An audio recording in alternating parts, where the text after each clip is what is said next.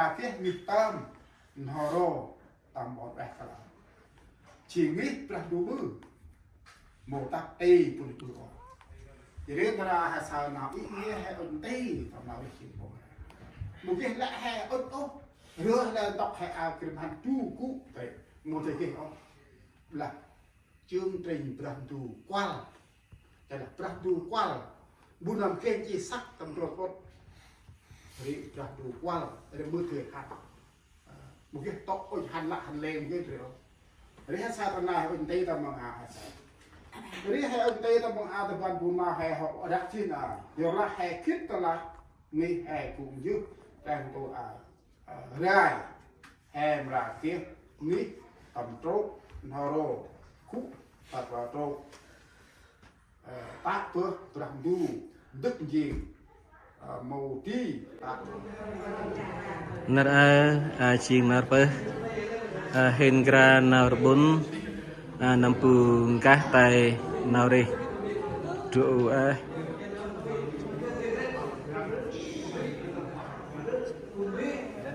anh sương panap lệ tu đặc bự hay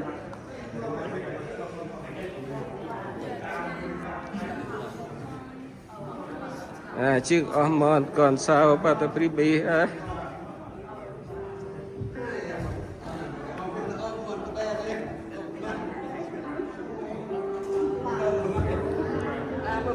lại on nấu hên hợp tác chi phí hên tụi anh tam vạch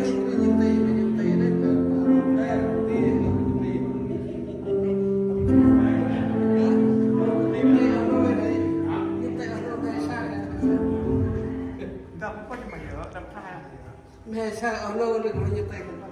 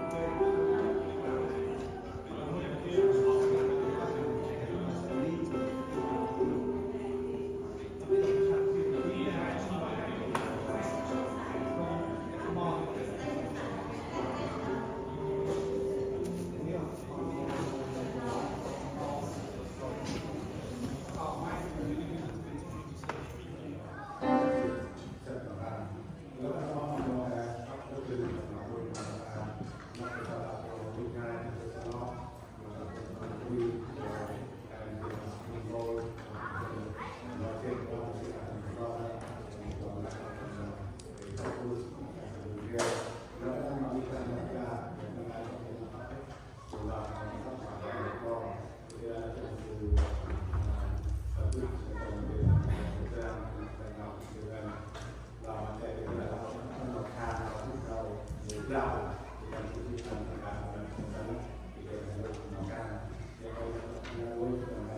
cho kênh Ghiền Mì Gõ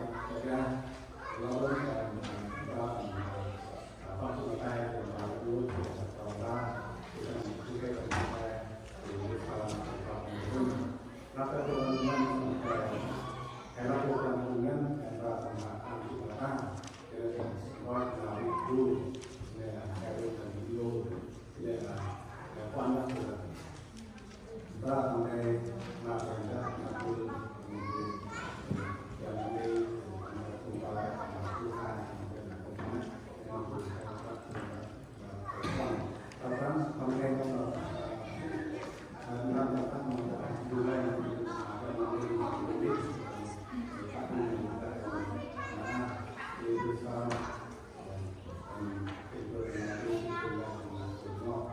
không bỏ lỡ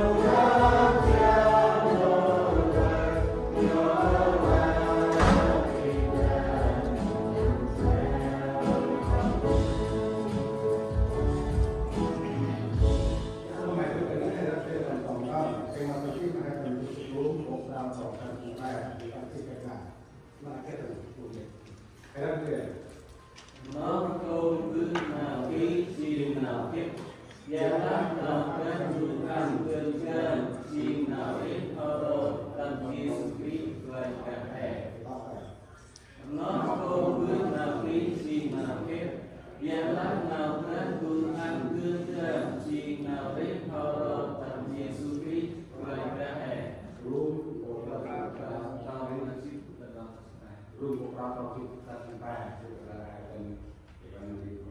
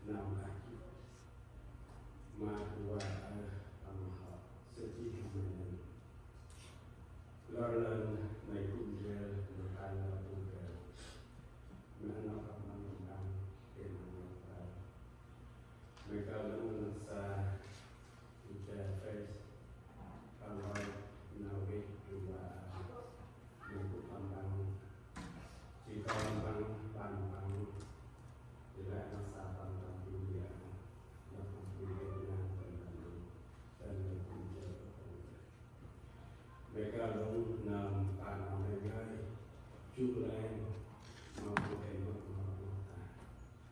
namanya jualan kemudian mereka lalu tanah jualan namanya Cina yang berarti dulu saya mereka lalu mau apa bos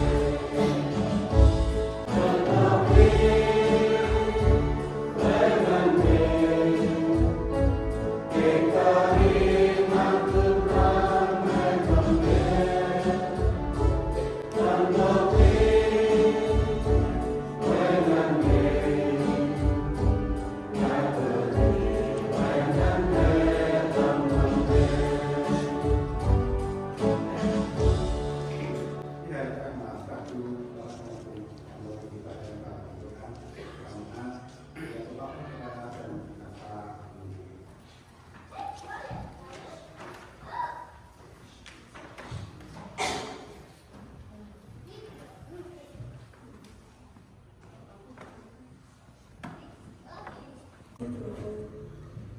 Sâm Phan ở là nhà con bánh, vệ phân, nhà ủ bánh, ủ nhắc, nam viết băng, tu viên, sân hẹn bọn trường quân, độc viết băng, tập bọn trường trúc, mẹ đẹp băng, kiếp bè lít, băng phim còn tập khu, băng kiếp biệt hề, ông phục lô, tu hề, ông phục lô bằng phụ tầm bình mỹ,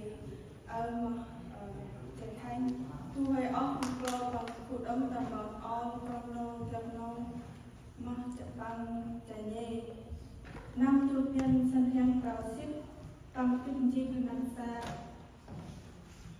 bằng khiết tầm trao lý con lý phục lô gà đầy của út bằng khiết đại sinh quan sau xích mất xe năm viên viên đại rao bằng bạc châu xin hòn đơn nào bạc em nào đi cho ở đã không bằng lần mà tiết khi nào đi người oai tâm ngáp tâm rau đã theo tôi mua mốc tâm á tâm e của nó mất rau ở con rồi ơi luôn phạt lót phạt can bùi mi chân nghe mất chăm ở con lòng phai răng non trong rút mua mốc ăn ở con bị cô rau một là ăn xa xì mót nào đi tâm nó chót rồi bọn nó bị con đi ra mà gọi ra rằng tu tôi bằng con khi một con tất nó bằng khi nó xí chút bằng hồng ế non gì mà người ta sẽ nói xong tới tất con tất cả các cái năm biết nhân để tham bằng khi nó xí hô nắp xa ốc con ăn thương ra xong nó xí thua ở tại bệnh viện thân hành đặc lắm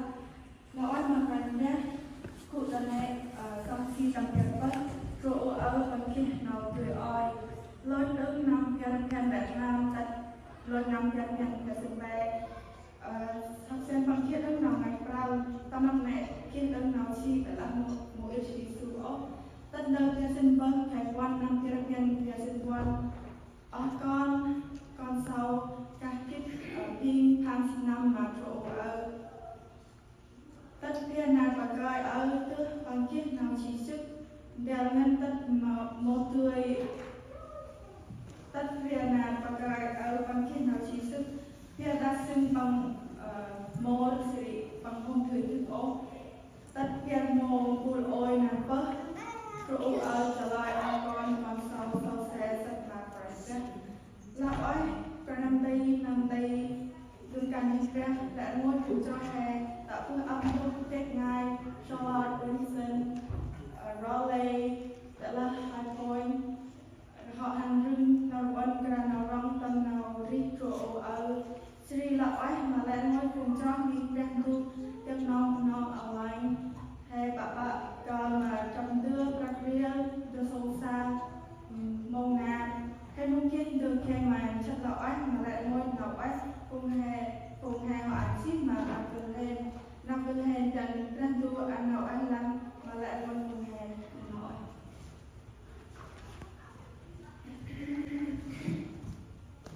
I'm going to say it in English and just tell what my experience with the grandma was. So my grandma's name is Alan. She was born in 1944 in Wanchiju. Sadly, she went away on May 12, 2024, and heaven with God. She has 2 brothers. One brother lived in America, which is Jack Hyman. And the other ones live in still Vietnam on Bull Village in Phrom Nho province. She was married to my grandpa, Ibrahim, and together they have 6 children, 4 sons, 2 daughters, and total of 34 grandchildren and 17 great-grandchildren. That's a lot of kids. She believed in Christ in 2006 and was baptized in the same years. She became a strong believer as well and actively attended church until her health in around 2008 became deteriorated. She couldn't really walk as much and was swollen feet.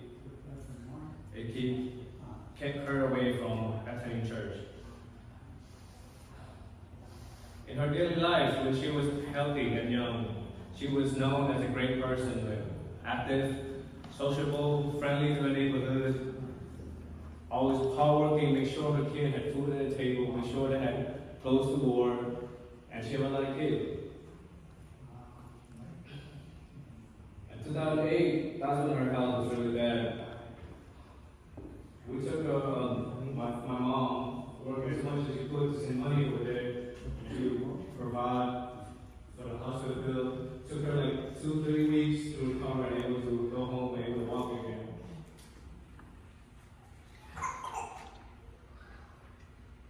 And recently, just a couple months ago, she turned 80 years old, and my family was grateful that it was her first 80th birthday, we never know what was going to happen, but she was able to celebrate her 80th birthday in front of all her families, her kids, her grandkids, and I saw the video. She received a lot of gifts. I've never seen her happy like that. She was just smiling, shaking people's hands, people giving her money, gifts. Then 2 weeks later, her bad health from a couple of years from 2008 came back. She wasn't able to walk again. She wasn't able to stand up, and so she died at night, 2 a.m., 2:30 a.m. in Vietnam town. I was fortunate enough to meet her 2 times. First time, meeting my wife, I got to see her. That was my main goal, to see her and meet my wife. Second time, with my family, with my mom, she get to attend my wedding. From what I know from her, I didn't know much from her because I left Vietnam when I was 5. But from what I remember, she always took care of us. And she would love her and grandpa would take us to go fishing all the time. And when my mom and dad was working, she always took care of her grandkids. When I was there in Vietnam, what her daily life was, what she did was, she hang out outside in a hammock, you know. She loves, like, laying in a hammock, tied to trees, always in the tree. She would just stay there all day. Because around that time, she was around, like, past 70 already. So she would just stay there, watch her grandkids play outside. She had a lot of grandkids. So, that's much I know about her. I just want to say thank you for attending us and celebrating our grandma's memorial. And that we appreciate all the church members. We appreciate the pastor coming here today with us. And I'm really grateful for the member of that known church, because my mom and us has been stressing out about this, but you guys help us so much with money-wise, or your time, the food. Y'all just contact us and make all the burden lessen for us. So I appreciate everybody in here so much. That's all I gotta say. Thank you.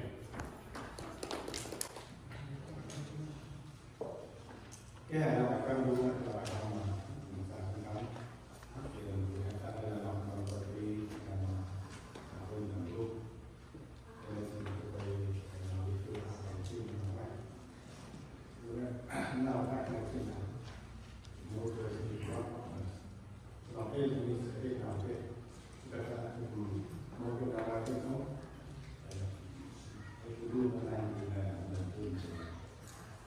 Thế là ta đang làm bằng đầu tiên để mà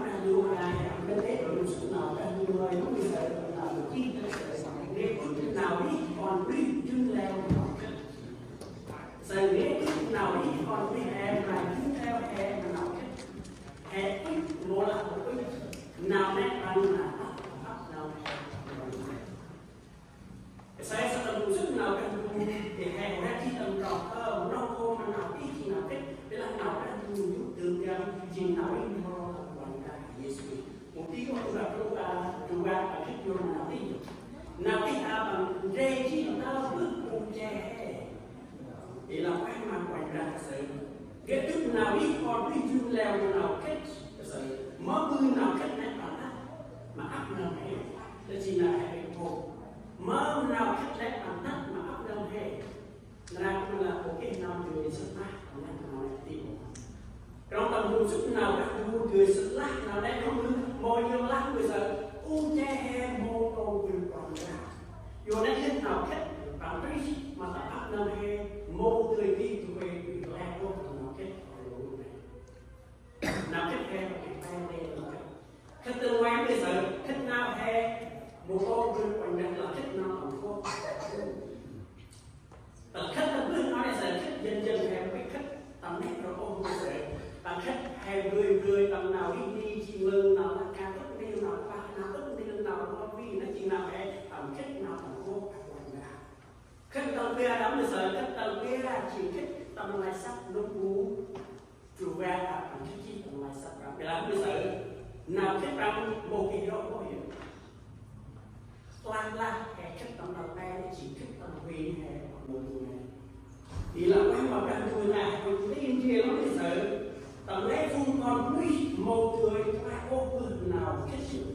đường nào kết chúng ta chỉ đường nào học tôi bất cứ tận dụng sức nào đang là đường nào kết chỉ đường nào học tôi là lúc sức nào đang tôi là còn đây bây giờ khách tới chỉ đường nào tôi còn đây chỉ khách tới chỉ đường nào tôi mất người ta hay một cái mất đường nào từng cái một là còn quý hè nào quý này thì là phải mà đang mua nhà hay có cái người đi kia sự tâm phu hệ cho mà quay ra nó mà phu một cho mà quay ra tâm nào đấy mà ấp lên hè ra cái gì còn đủ nào cái hè và cái bữa con hè mà bí mà phu một cho mà quay ra cũng có bằng hẳn hè đi kia là rồi mà phu hè đi lúc nào cái phu nó hè ra là sợ lúc nào cái phu nó chỉ mua còn đau rồi cái trong cái sự này dù là Chúa không ai chịu tích mà nào đi, không ai mồm chê mà nào xong ôi mắc lại không ai kia lại lên không ai bao ghét tức lối nào này chỉ nào thích để là bao là qua chiếc mình nào đi không ai chịu tích mà cần ngu không ai kia nào lo quen chỉ lấy chỉ cách mà lối nào đi thôi nó khô mà nào đi chỉ nào cách để là họ đang ăn được ra chỉ nào đi thôi thì lúc bắt đầu là hẹn đi kia tầm kia trên là hẹn đi kia thì cười thì là bắt đầu mình biết là số cô mà không đâu điều ngoài cái sự kết thúc nào đi còn cái chung nào nào là hẹn đã chi được sự tập trung lại sự thì là bắt đầu dù là Chúa không may chỉ tiếc mà nào đi không may một chê mà nào sau rồi là play không may kia play thấy không may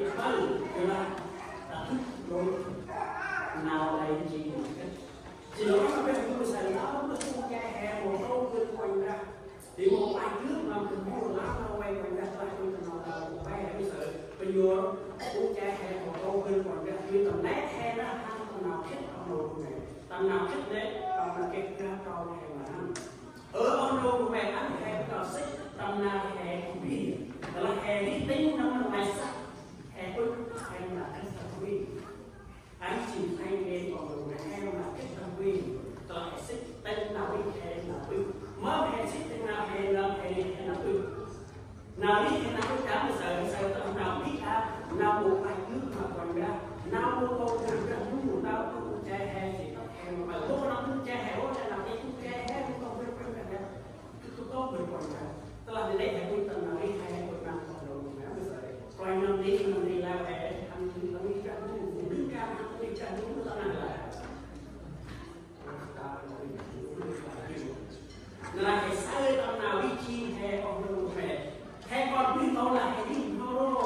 là còn đi hè ông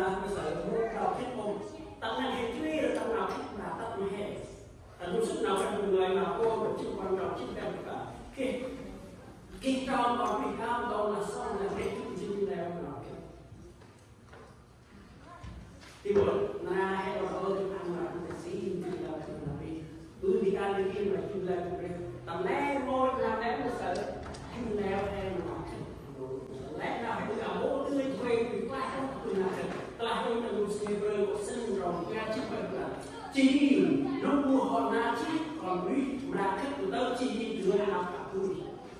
áp nào hay nào đưa nào cái mua hay mà thực ra là tôi là bằng quay chi mặt là tôi quên là bằng giờ mặt quay ra cái là phải giờ còn phi là giờ tăng từ đi tăng thao chứ giờ nào cũng làm còn ra nào người mình có bao nhiêu kỳ sau đi giờ nào phải ăn mà bằng giờ áp nào hay cái gì nào đi hay biết cái gì nào mà phải nó hay mà cứ người nào lời này rồi cũng phải ăn hay cho họ ra giờ nào lời này đi mà buông một chút mà tại vì việc quan trọng chính là quan trọng là cái là ăn cái mày cái là cái mày một cái con món nào mà tất nào được ăn ở dưới món nào biết cái mày chi nó vui cái ngon làm bài là tất chi đôi khi nào biết hay cái này tôi là một cái chỗ ăn cái nào sẽ còn trong cái hàng lúc chủ ra chứ mà họ không ăn gì mà con là sao cả hút ăn nào cho các anh kết chi tăng sự mạnh mẽ ra sẽ hem cái đó món nào đất mà hè của ta lừa làm kho bày làm ăn đi rồi trong chút nào đang người họ đang con là gì nào đi hem nó buồn chẳng ngon anh chị còn rất thì đôi khi em mày ông tự đầu tiên hai ba cái tủ hai ba cái tủ thôi ông mới sợ saya tahu steam mình là steam nó bên trong này sao nó sợ bằng hô đen này sợ phải qua cái bự này người hô này còn rô cần đánh lấy nào đi hè còn đi học đồ please anh hãy không đánh lớn nào còn ra không đánh lớn nào đi ra mu không lớn nào đánh chân hè tầm nào tầm sụp xô từ nào tầm người đi nào tầm người tầm khác tầm đi chân hè we live in this world we don't belong in this world. We live in this world which is categories. Some is 100, some is 80, some is 40, some is 30. We be something really soon. We know the end of our human beings is death. We know the story of the way we live.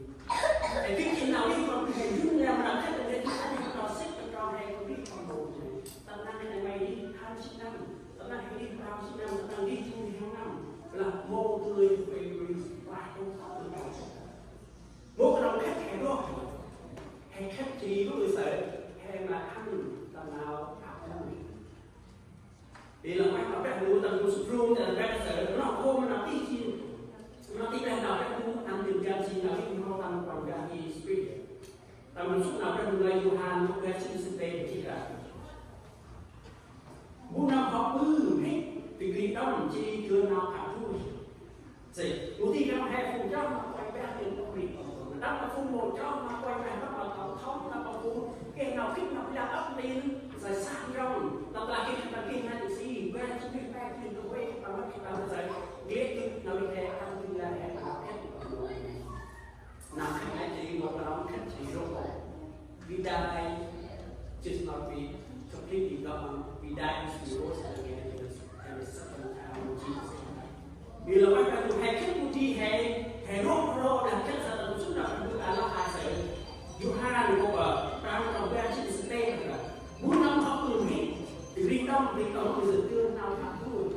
thì thuốc của cháu nó quay ra phun hết ăn thì riêng đông nó mua hai cháu nó quay ra nào thì riêng nó bự mà ăn trong nào mà sẽ là this is not I'm scared you guys this is the Bible says this is the truth thì là quan trọng các người sẽ không xuất nào từ anh nó xuất khi con một khi bằng bước vừa xảy đến đi năng được muốn năm là ai cái cơn nào sắp chân là hết cả ai chỉ là con không được đi lên là một cái nào làm tay hay là chỉ quần đảo quay đây ý cái tay hay các ta sẽ càng đi vô càng hay chúng tôi bây giờ nào càng dùng rốt hay càng dùng rong hay rong cụ chè hay họ có chiếc nào đi từ sợ quay đây một còn dàn còn quay đây anh đi suy trước đây tôi bài kế mà làm cho đây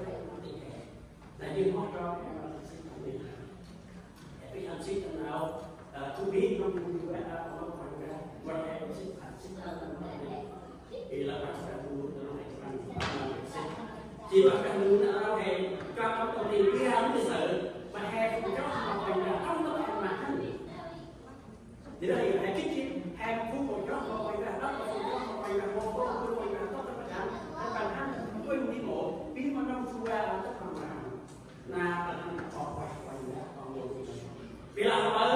tầm qua chi cứ nào đi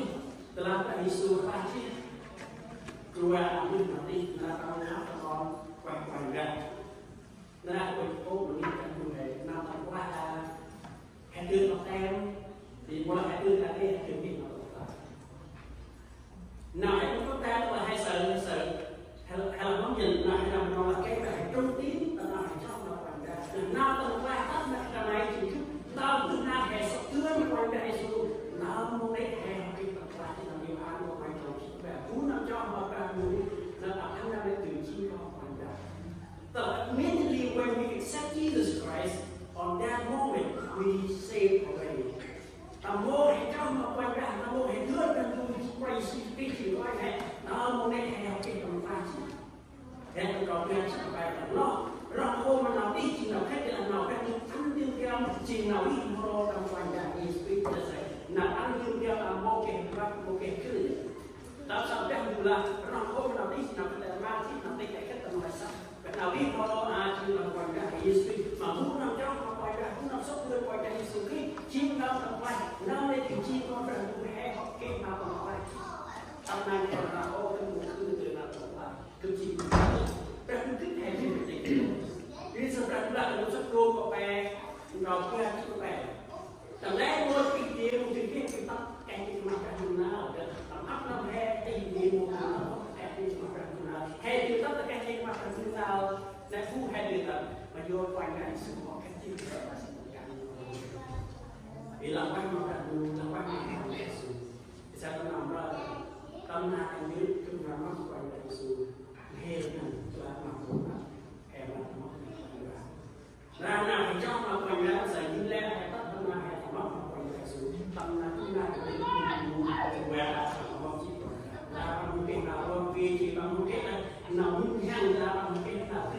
cái nào về học đi đưa ra bằng cái mà còn là gần là còn cái cô là phụ huynh họ là chỉ là quanh ra là hệ tính nào cả người quyết hay mà đi quy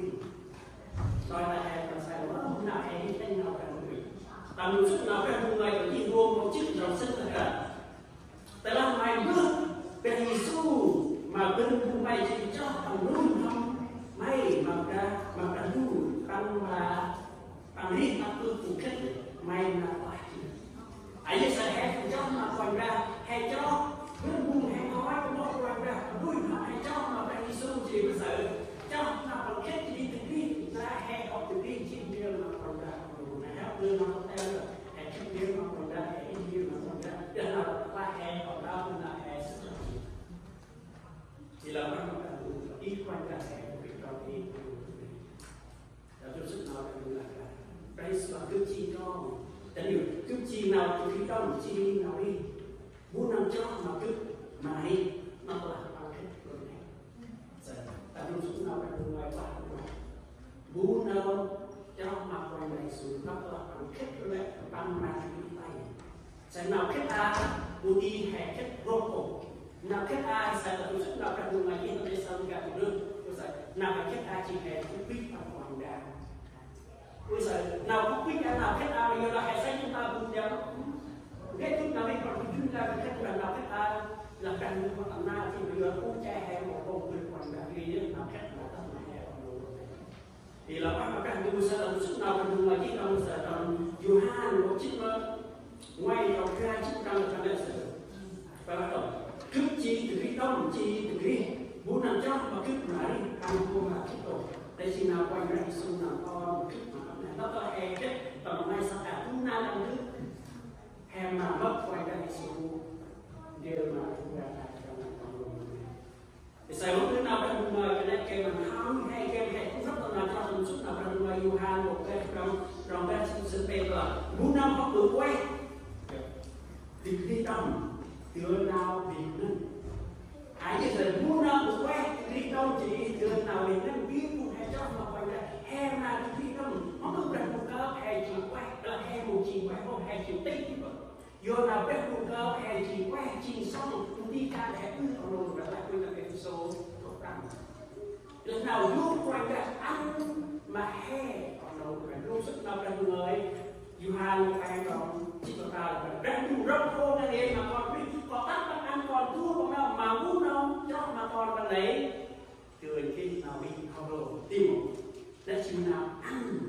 chịu vô cái cười mắt chỉ có cái cười cư họ đồ này là hãy đưa nào biết tâm tao biết là chỉ hãy họ đồ nhiều mà còn ra theo cái tình sức nào các người mà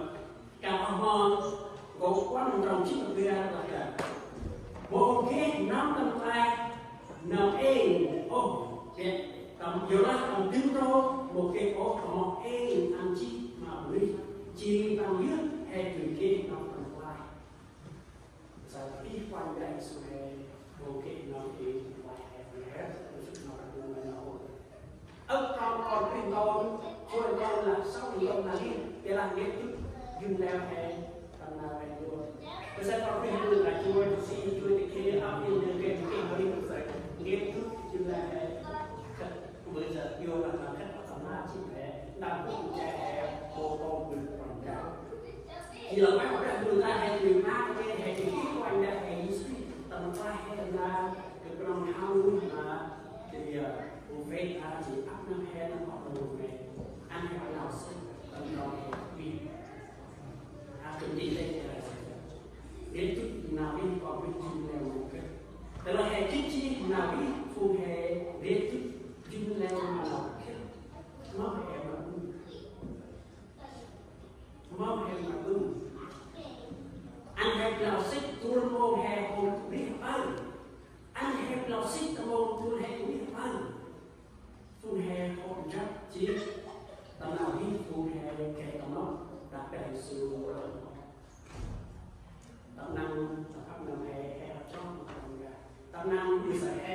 ไฟเป็นลูกไม่รู้ฟูปุ่นยำรับฟูปุ่นดูแลดูแลตำนานแห่ยำเดือดแต้มเกจช่องมาก่อนกันอันแห่ยังมีแบบนึงแห่มาแห่ตำนานช่องนำเจ้าอีให้ใส่แห่เกลือหลังหน้านำเจ้าอีแห่เกลือแต่มักกันวันใดสูงหน้าเกลือไปใส่แต่ละโมหะอันฟูแห่จะเข้าจีจ้อมาโมอันเอาลูกที่อันใส่ที่อันเลยมาแห่คุยอันเป็นสิ่งเดี๋ยวไว้ที่ใส่อันที่จ้อมาวันนั้นก็ตัวดอกเบี้ยจ้อมาวันนั้นที่สุดเดือนวันนั้นสุดที่เราต้องแห่ที่เดือนใส่อันที่วันนั้นต้องแห่ตำนานแห่จ้อมาวันนั้นตำนานแห่ห้ามต้องมีกระดูกเก็บวันนั้นต้องแห่เราโหเราไม่กินใส่หม้อเราเก็บวันนั้นต้องแห่แห่เนื้อมาวันนั้นแห่โอ้เป็นวันนั้นแห่มือซ้อมมากันนั่นคือเก็บวันนั้นแต่แห่เจ้ามาวันนั้นเก็บเจ้าเป็นเจ้ามาวันนั้นใส่เราที่ตั้งมือกันเก็บวันนั้นตั้งหมดโมเก็บวันนั้นใส่ตั้งเราวิ่งจู่กันตั้งเจ้ามาวันนั้นตั้งเราวิ่งนั่งเก็บวันนั้นใส่ตั้งเรา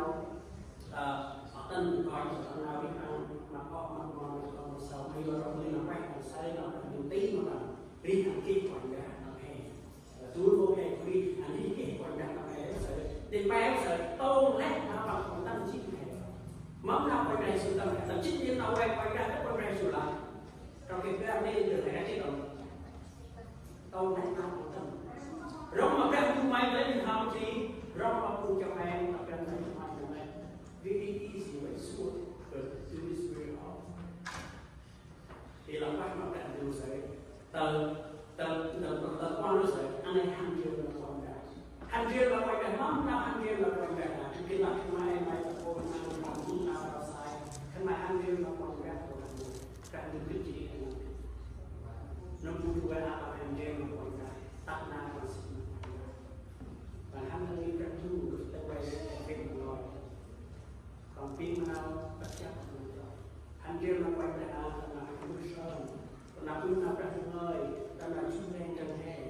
ta nào cũng đen chân hè ta nào chút khăn hè còn xúc xô chân hè cũng êm các quay ra dùng ăn da nó đi mòn ria không đi đây tí hè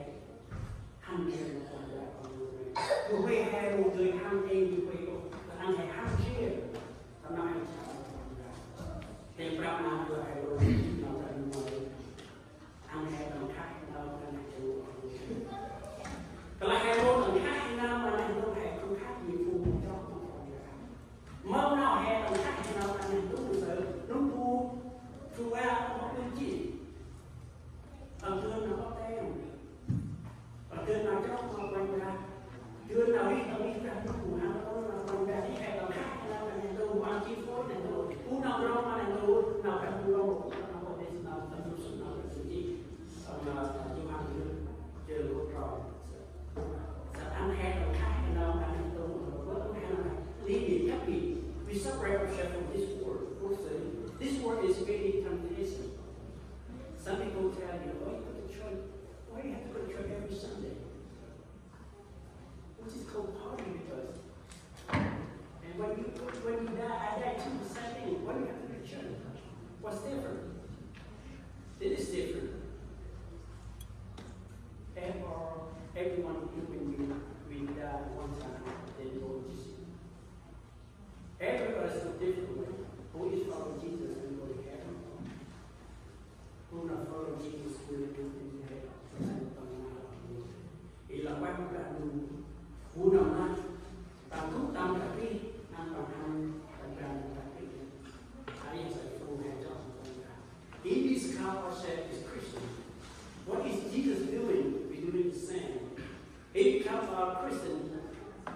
what is Jesus moving? We're moving the same what he's moving. If we count ourselves as Jesus followers, we must do like people. Đây là quan trọng. Là hãy có cái nào phụ trong mà quay ra, anh hãy tin mà cô quay ra đúng. Là hãy có cái nào phụ tin đúng quay ra, anh hãy cho mình quay ra số ra của chị. Vì là các bạn người ta sẽ thu ra ăn nó sẽ quay nó rất tự mình. Là khi mà nói thế, anh đang cho sự hãy bây giờ nó phải thu ra, và hãy hôm sau đó chúng ta đã được. Là chỉ là hôm mà nó xa, chỉ là áp nó hay. Áp nó hay, pun nak pergi waktu tu nak ada. Apa nak pergi dia? Telah aku kena yang anak itu dah nak kuasa, waktu dia nak kuasa, nak ada mau naik, mau tahu tahu apa kuasa. Jika kita mesti jika kita sa, jika kita mengikat dulu, jika kita dan kita pernah mengenal anak kita, nama dia dari kuasa. Jangan.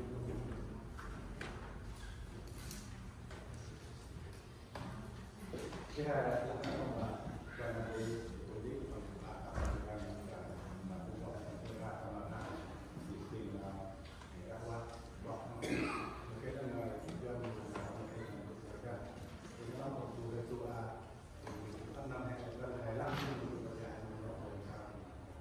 chủ đề không phải là việc làm ra của cái mình làm ra để mình làm phải cách anh cũng biết nói nó thì là các bạn phải biết nó sẽ tự làm quen lên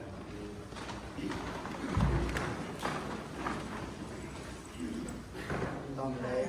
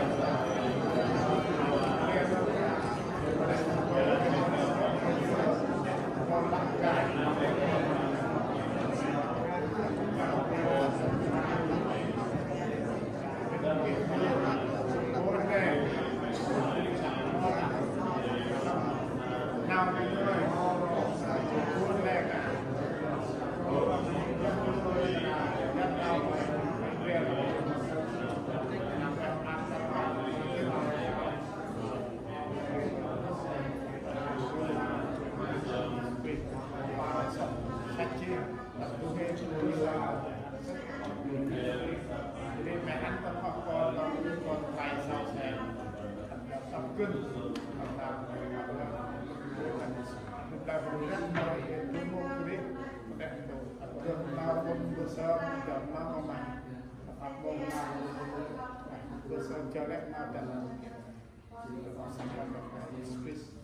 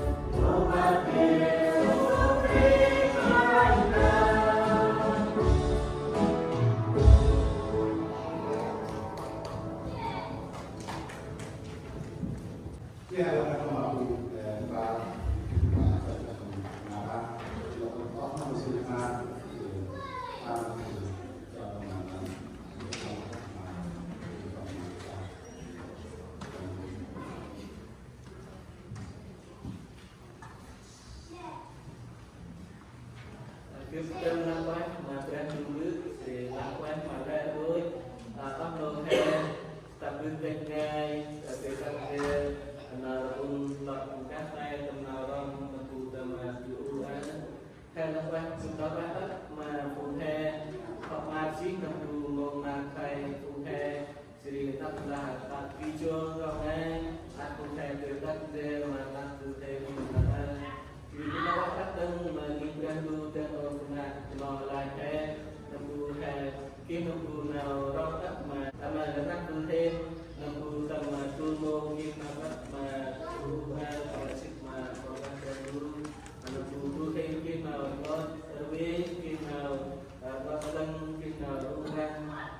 ialah mungkin aku ono atau migran tu kalau guna lain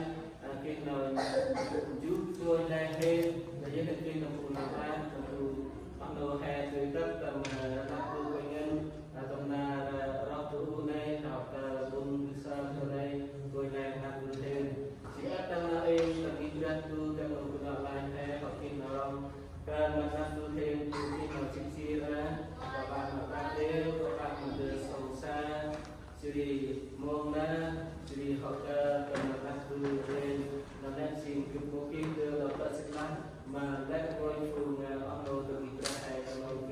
Kalau Sekolah Weh Mana Lai Bila Nadekan Sing Memulai Ke Ono Hoka Hoka Morong Ono Menapung Tak Teritra Jadi Lalu Datang Tukan Nak Weh Dan Ono Hatek Ngai Pada Lo Takun Ahai Ke Sungsa Ke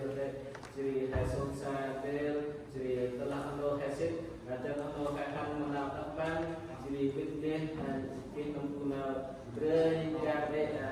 kita akan bahas dari itu karena jadi kita akan tujuh del modal koin hai jadi kita akan tujuh lain terlepas tujuh tujuh nama atau dan jadi kita akan modal koin hai dan tujuh del anak anak apa hai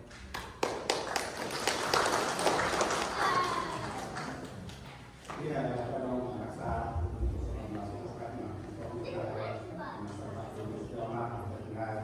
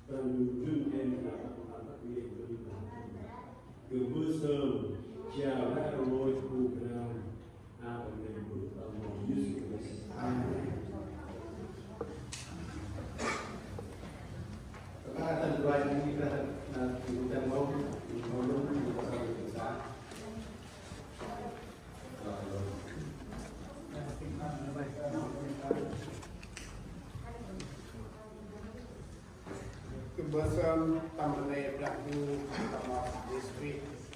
berakuan dua, lain beraku yang anji himbau dan tambahon tamulah perlu kita lakukan supaya jadi dalam sotong perlu susah dan lagi program yang terakhir susah dan top regular dengan susah di mahal kalau sudah bisa industri tidak dulu masa space. Kita akan juga dengan usaha apa?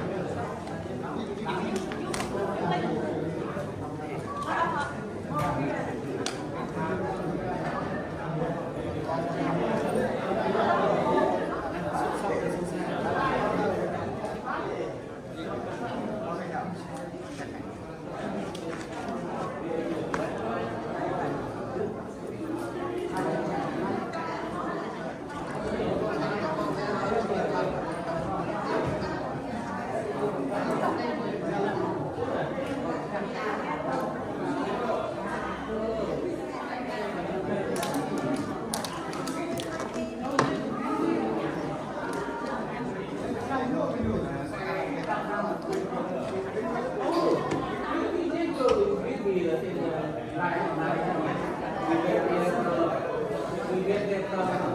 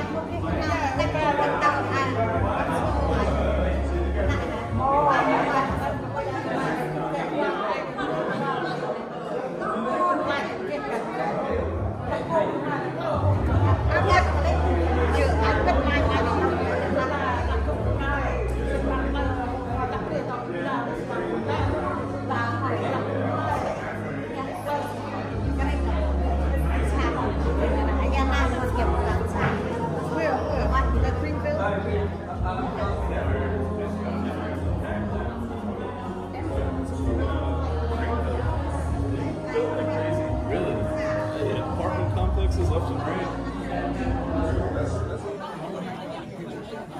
Chính phủ ăn mơ hên sâu xa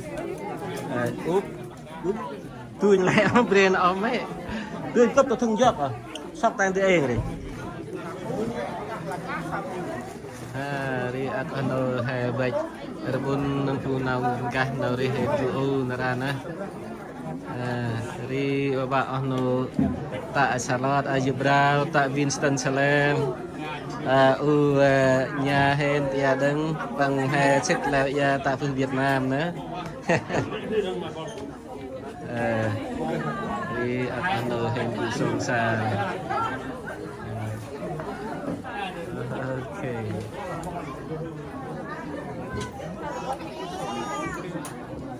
hello is food is okay good yeah một con xe cụ cha là cười hey và lăng mơn kịp trộm hôm kia xa yên hả ngàn đây lão ấy hắt tắt mà hên hả hey đi ono hên là cụ sông xa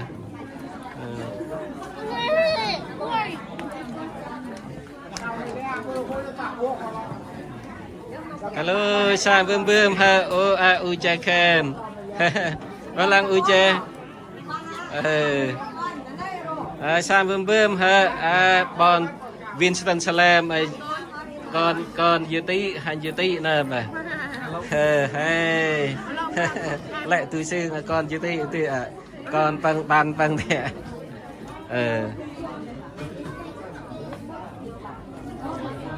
hello